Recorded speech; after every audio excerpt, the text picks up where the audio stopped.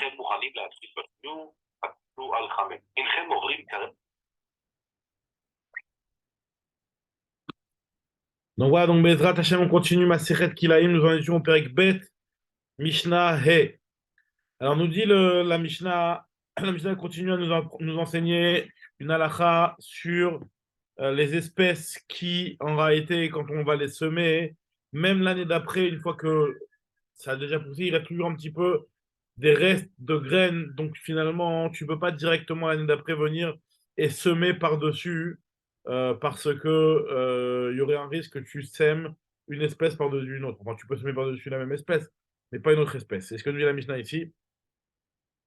Aïta Sadeu Zrua Kanbos Olof. Si jamais son champ il était semé de canbos, donc de chanvre, je crois on appelle ça en français, ou louf, une autre espèce, je ne sais pas comment la traduire.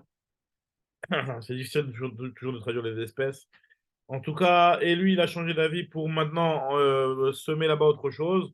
Lo yehe zorea uba al gabem, il n'a pas le droit de semer par-dessus. Même s'il retourne la terre, ça ne suffit pas. Chez Enan, osim ela les shalosh shanim,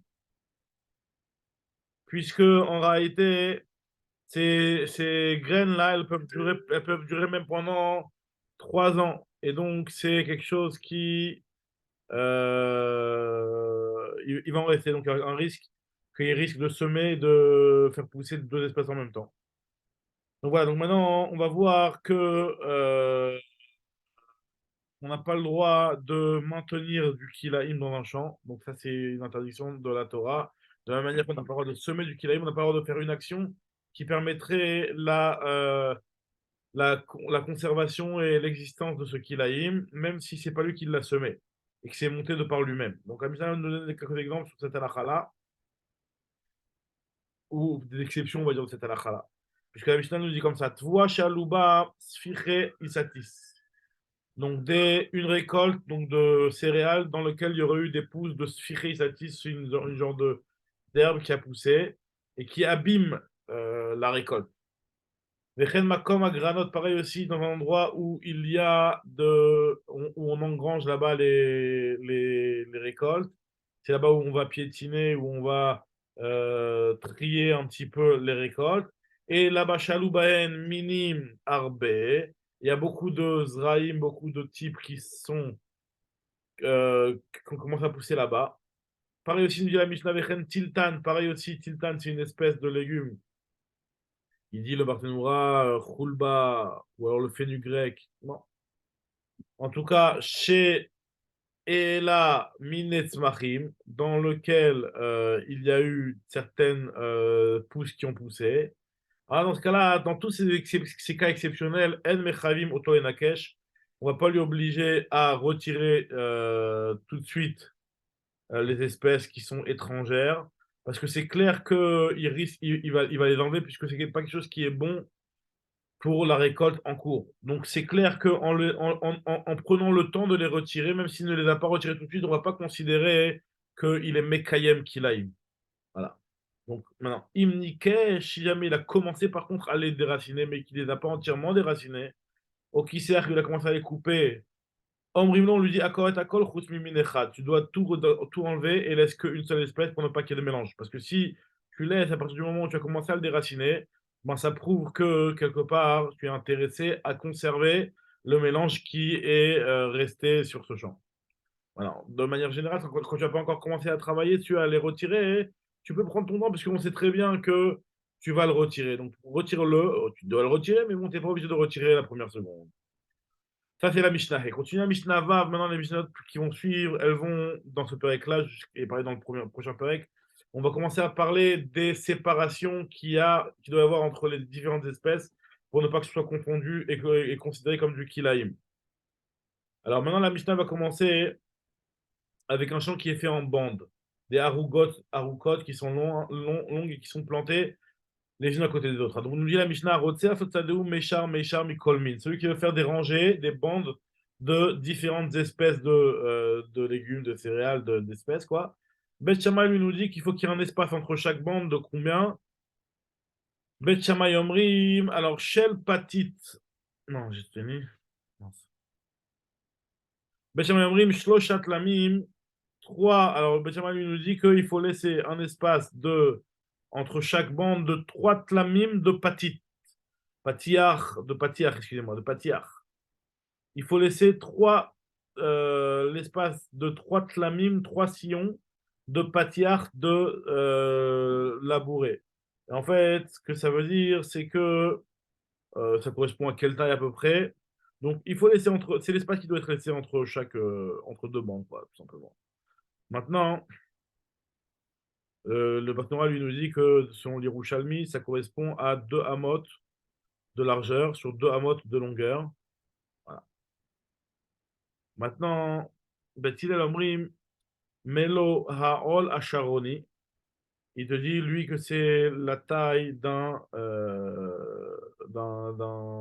du joug, donc de la charrue à Charoni, qui, elle, vient de Sharon. Et donc, c'est à peu près le même chiour que Bet Il Shammai. Provine d'Ivrelou, Yod qui est d'Ivrelou. En fait, l'espace, c'est 2 amot sur 2 amot au milieu. Et puis après, ça se rejoint. Voilà. C'est ce qui est marqué dans les Rouchani. Ça, c'était la Mishnah Vav. Donc, la Mishnah Vav qui nous dit que si on veut faire une séparation entre deux espèces, il faut bien montrer qu'à un endroit du terrain, il y ait 2 amot sur 2 amot de séparation. Après, même si ça se rejoint, mais on a bien compris que c'était 2 terrains, donc ils ne sont pas mélangés.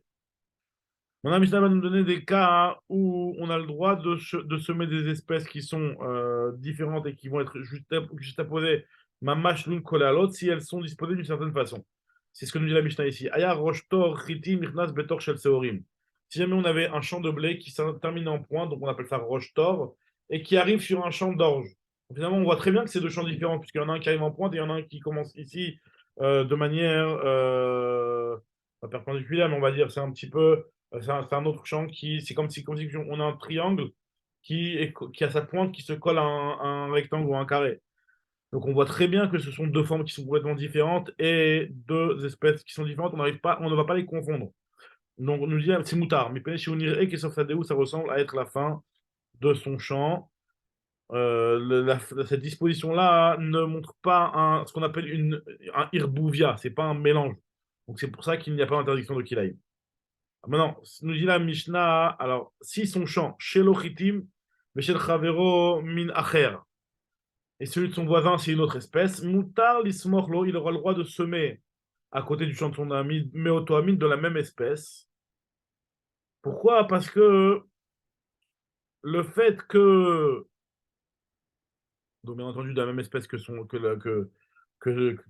champ de son ami, et après, finalement, en réalité, entre deux personnes différentes, ils peuvent semer l'un à côté de l'autre. Sans avoir une trop grande séparation, on verra exactement de combien. Mais en tout cas, si c'est son champ à lui, qui est lui-même de 2 espèces, il faut qu'il y ait une distance plus grande, comme ce qu'on avait vu plus haut, pour séparer 2 bandes de terrain. Mais par contre, si c'est lui avec son ami, il n'y a pas besoin d'une si grande séparation. Maintenant, si c'est lui avec son ami, mais en fait, la partie qui est collée à celui de son ami, c'est la même espèce que son ami.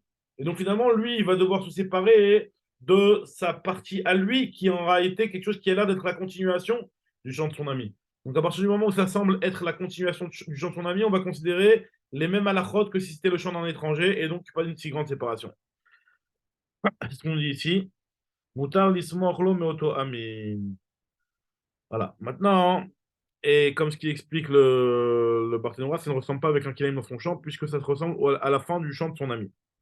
Maintenant, chez l'Ochitim, Vechel, Chavero Chitim, donc lui il a du blé, son ami il a du blé, Moutarlis Morlo, il pourra mettre juxtaposé à le champ de son ami, Telem Shel Pishtan, une bande de lin. Pourquoi? Parce que c'est pas l'habitude des gens de semer une bande de lin au milieu d'un champ puisque ça n'apporte pas un grand intérêt que de planter une bande de lin.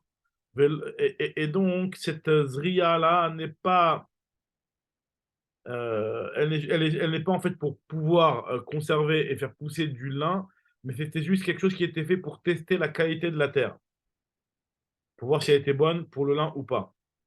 Maintenant, on pourra le mettre ce truc-là, puisque une bande de lin, c'est très bien qu'elle n'est pas mise pour être conservée. C'est ce qui se passe par rapport à la personne qui va le voir de l'extérieur, comme s'il explique le Barthénoura, que celui qui voit, il sait exactement qu'on ne l'a pas mis là-bas on a mis là-bas, on a mis cette bande de lin uniquement pour pouvoir vérifier la qualité du terrain. Parce que c'est pas, il n'y a aucun lien de ne mettre qu'une seule bande de lin. Mais par contre, une autre espèce qu'un homme peut mettre, c'est possible qu'il n'en fasse qu'une seule bande de terrain de cette espèce-là. Il ne pourra pas. Même si lui, en réalité, quand il l'a mis pour vérifier, c'est interdit. Parce que celui qui va le voir, il va dire qu'il le fait pour en profiter. Vélo telem shel minacher. Dans Rabbi Shimon Omer, Echad zera pistan, Echad kolaminim.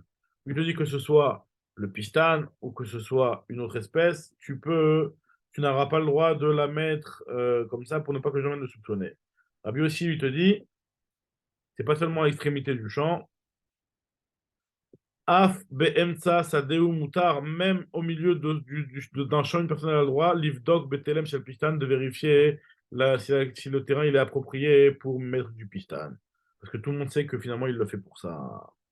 Donc voilà, donc c'est-à-dire finalement on te dit ici que si jamais tu le fais pour vérifier, c'est autorisé. Si jamais tu le fais pas pour vérifier, mais les gens ils vont le penser, c'est aussi autorisé d'après un avis de Marloquette.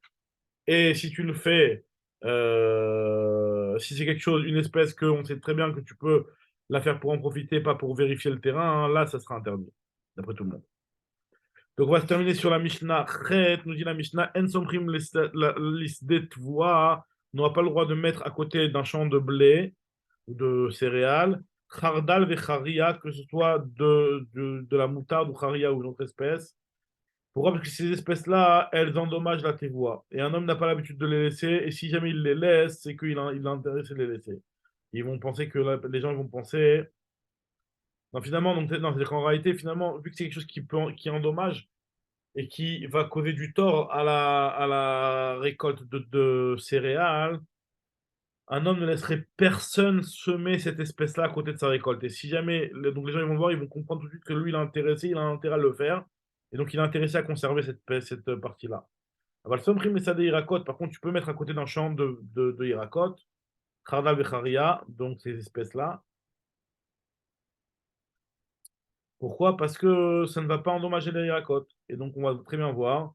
C'est comme les autres espèces que tu as le droit de les mettre à côté du champ de ton ami sans en faire de séparation. Maintenant, on va voir maintenant quelles choses qui sont une séparation entre deux champs, qui vont nous permettre de semer deux espèces l'une à côté de l'autre. L'une du côté de la séparation et l'une de l'autre côté de la séparation. Alors, nous dit la Mishnah, Somer les bourgs, on pourra mettre à côté d'un champ qui n'est pas travaillé, qui sépare entre deux espèces. Vélénir, ou alors un champ qui est labouré. Vélagapa, ou alors une barrière de pierres qui ne sont pas bien disposées. Ou le derech, ou alors à côté d'un chemin, de part et d'autre d'un chemin. Ou la gader, donc quelle que soit la taille et la largeur de ces choses-là. Ou la gader, gavoa, asarat fahim, ou une barrière qui est haute de 10 fahim. Ou les charitz, ou amok asarat, asara, aussi un sillon qui est profond de 10. Verachav arbaï, qui a une largeur de 4 fahim. Donc pas besoin d'avoir 2 mètres, comme on avait dit, 4 fahim, ça suffit. Ou les ilan, si vous mettez à la arrest, tu pourras aussi juxtaposer si jamais il y a une des espèces qui est en dessous d'un arbre qui va le couvrir et qui va retourner jusqu'à la terre, donc de telle sorte à ce qu'il y ait moins de fahim, et qui va bien isoler cette partie-là qui est en dessous l'arbre. Vous laissez la gavoa à Sarah, bah. Et même un rocher, nous dit le Barthénoura, ça ne suffira pas à se un rocher, même si c'est une grosse séparation.